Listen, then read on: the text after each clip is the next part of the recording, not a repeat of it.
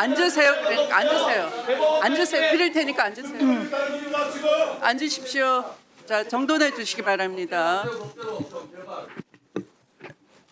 자, 그러면 국민의힘 의원님 가운데 한 분, 또 민주당 의원님 가운데 한 분 이렇게 양당에 대해서 의사진행 발언을 드리도록 하겠고요. 의사진행 발언 시간은 3분 드리도록 하겠습니다. 자, 신청해 주십시오. 네, 나경원 의원님. 위원장님의 오늘의 모두 발언을 들으면서 심히 헌법 파괴의 위원장님의 행태에 대해서 분노를 금할 수 없다라는 말씀을 합니다.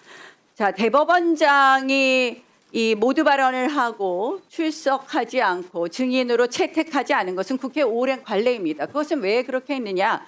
헌법상 삼권 분립 원칙을 존중하는 거였습니다. 만약에 이러한 삼권 분립 원칙을 저희가 파괴한다라면 이것은 결국 대한민국의 헌법 근간을 파괴하는 것입니다. 이것이 왜 생겼습니까? 조작 녹취 흔들면서 생긴 것 아닙니까? 그런데 조작 녹취에 관련된 증인, 열린공감TV 증인은 채택도 하지 않고 있습니다. 이거 왜 하고 있습니까? 대통령 무죄 만들기 아닙니까?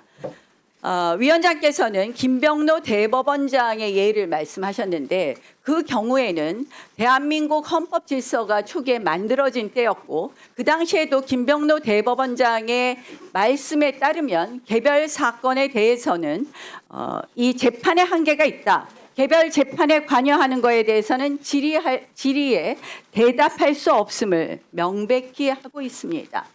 저는 위원장께서 지금 관례에 따라서 대법원장 이석을 말씀하지 않고 지금 민주당 의원들의 질의에 답변하라고 하는 것은 한마디로 대한민국 헌정사에 유례없는 일을 시작하고 있는 거라고 생각을 합니다.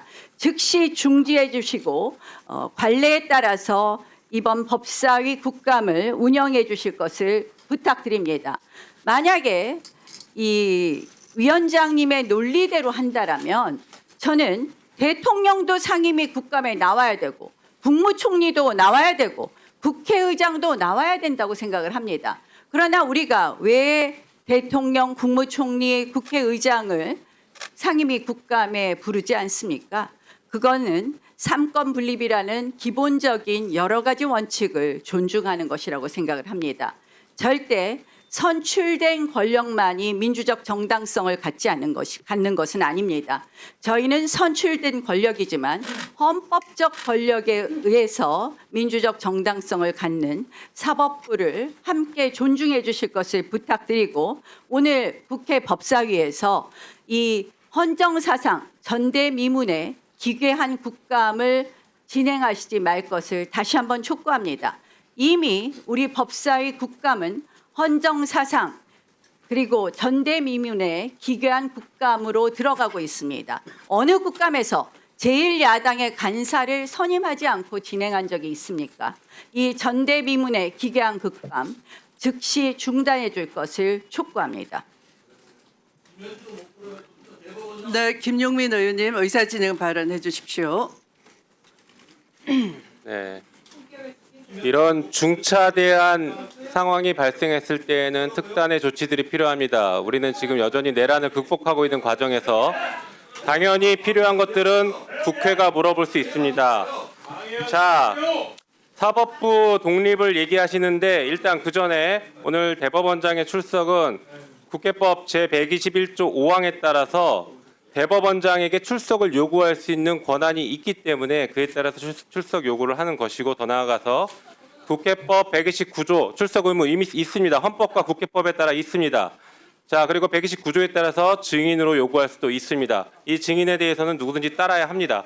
그러나 말씀하신 것처럼 대통령, 국회의장 다 불러야 되느냐? 보십시오. 이렇게 중대한 상황이 발생했지 않습니까? 대법원의 전원합의체 판결이 대선에 개입했다라는 이 의혹이 너무나 크게 제기되고 있기 때문에 당연히 불러야겠죠. 자, 그리고 사법부 독립 자꾸 얘기하시는데 사법부 독립에 대해서 좀 제대로 알고 얘기하십시오. 공부 좀 똑바로 하고 말씀하시면 좋겠습니다. 독일 연방헌법재판소에서는 이렇게 얘기합니다. 사법부 독립이라는 것은 절대적 보장이 아니라 가능한 최선으로 실현해야 할 헌법적 요청이라고 하고 있고, 유럽 연합사법재판소와 유럽 인권재판소 역시 법관의 인적 독립에 대해서는 절대적으로 보장되는 것이 아니라 정당하고 중대한 이유와 비례 원칙 준수하에 제한이 가능하다라고 이미 이렇게 얘기하고 있습니다. 독일과 유럽은 사법부 독립이 절대적이지 않고 한계가 있다라고 분명히 제시하고 있습니다. 그리고 지금 사법부 독립 얘기하시면서 진행 중인 사건에 대해서 한다라고 얘기하는데, 저희가 사건 본질을 들여다보는 것이 아니라 사건이 왜 그렇게 빠르게 무리하게 진행됐는지를 들여다보는 것입니다. 설사 내용의 일부 얘기가 있다고 하더라도 이 사건 사실상 끝난 사건입니다. 대법원에선 이미 들어보십시오. 대법원에선 이미 판결 끝났습니다. 전원합의체 판결했고, 파기환송심은 대법원 전원합의체 판결의 기속력을 갖기 때문에 대법원의 결론과 다른 판단을 내릴 수가 없습니다. 사실상 종결된 사안 아니겠습니까?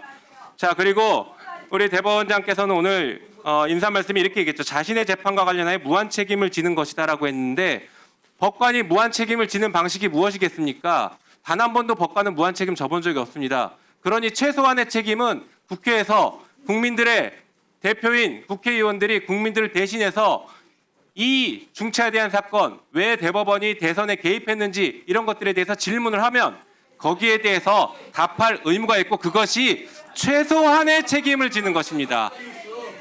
자, 대선 개입했는지에 대해서 국힘은 계속 가짜라고 하지만 날짜와 사실상 대선에 개입됐던 것은 누구나 모든 국민이 다 아는 것입니다. 그리고 대법원장이 사퇴해야 된다라는 것을